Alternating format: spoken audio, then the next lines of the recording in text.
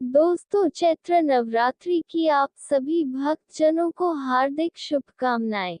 दोस्तों, नवरात्रि के 9 दिन जगत जननी माँ दुर्गा के 9 स्वरूपों की पूजा होती है। माँ के 9 स्वरूप और उनका नाम अलग ही अर्थ और लोगों को नई सीख देने वाले हैं। नवरात्रि का पहला दिन माता शैलपुत्री को समर्पित है, जो हिमालय राज की पुत्री हैं। इसी के चलते उनके नाम का अर्थ भी कुछ ऐसा है।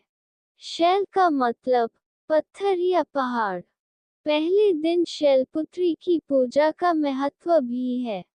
दोस्तों, मान्यता है कि देवी के इस स्वरूप की पूजा इसलिए की जाती है ताकि लोगों के जीवन में शैलपुत्री की नाम की तरह ही स्थिरता बनी रहे।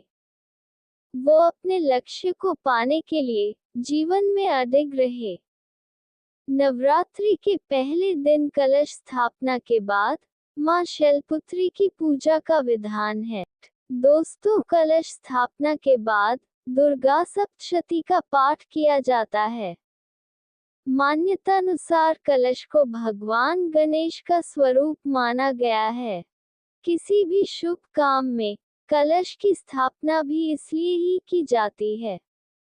दोस्तों, पहले दिन शैलपुत्री की कथा सुनने और पढ़ने मात्र से घर में सुख समृद्धि आती है। मां शैलपुत्री का मंगल आशीर्वाद प्राप्त होता है।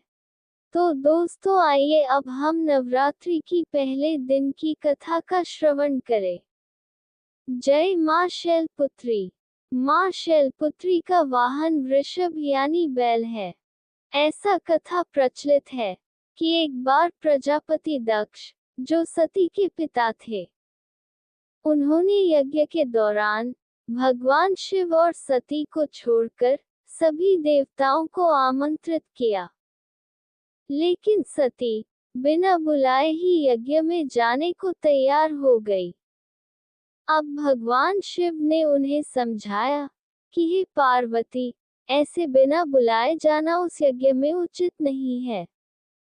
भगवान शिव के समझाने के बावजूद माता सती नहीं मानी, और ऐसे में माता सती की जिद के आगे भगवान शिव ने उन्हें जाने की अनुमति प्रदान कर दी।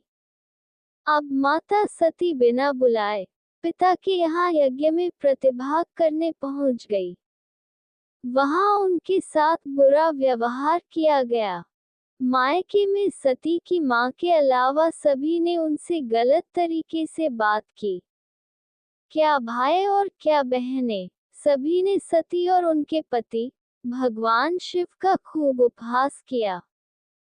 ये कठोर व्यवहार और पति का अपमान माता सती बर्दाश्त नहीं कर सकी, और उन्होंने खुद को यज्ञ में भस्म कर लिया।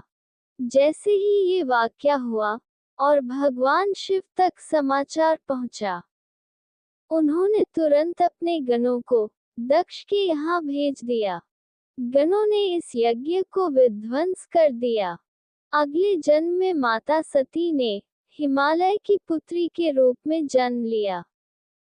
इस तरह उनका नाम शैलपुत्री पड़ा। दोस्तों, मां शैलपुत्री का प्रिय रंग सफेद है।